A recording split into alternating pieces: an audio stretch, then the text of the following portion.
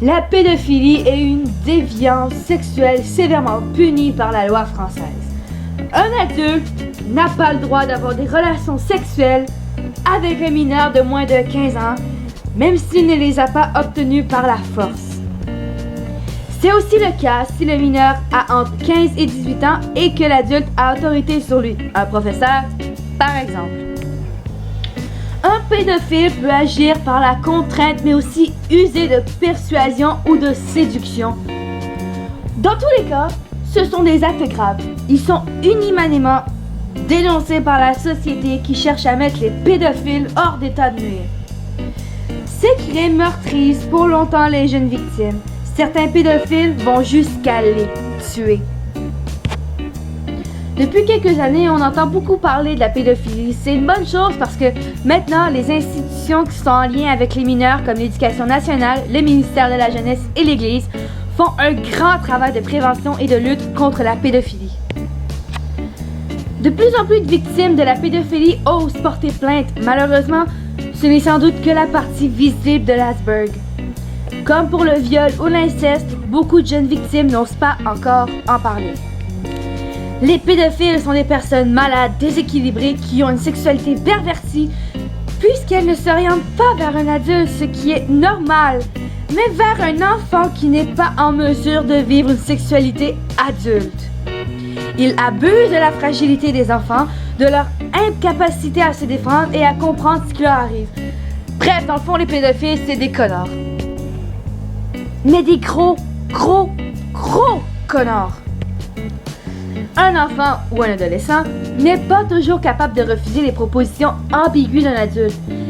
Il peut ne pas se rendre compte tout de suite de ce qui se passe. Il peut même, au départ, se sentir valorisé d'être le centre d'intérêt d'un adulte qui estime enseignant, animateur, aumônier, voisin ou membre de sa famille. Et oui, il peut avoir un membre de sa famille pédophile. C'est con. Souvent, l'enfant se croit coupable de n'avoir pas pu résister. Pourtant, c'est toujours l'adulte qui est responsable. L'enfant est toujours innocent. Oh yeah, bitch! Il a surtout besoin de se faire aider, de parler avec des professionnels, des psychologues, pour se reconstruire, retrouver sa dignité et sa confiance dans la vie. Pourquoi les pédophiles font ça? Certains d'entre eux en ont été victimes. Ils reproduisent ce qu'ils ont vécu. Ce n'est pas le cas de tous. La plupart disent avoir agi parce qu'ils étaient poussés par des pulsions incontrôlables. Ce qui est sûr, c'est qu'ils ont tous de graves problèmes et qu'ils doivent absolument être soignés sous peine de recommencer. Certains pédophiles demandent à être soignés en prison et même à leur sortie. Parce qu'ils ne veulent pas prendre le risque que cela se reproduise, mais beaucoup d'autres nient les faits. Certains pédophiles ne voient même pas où est le problème.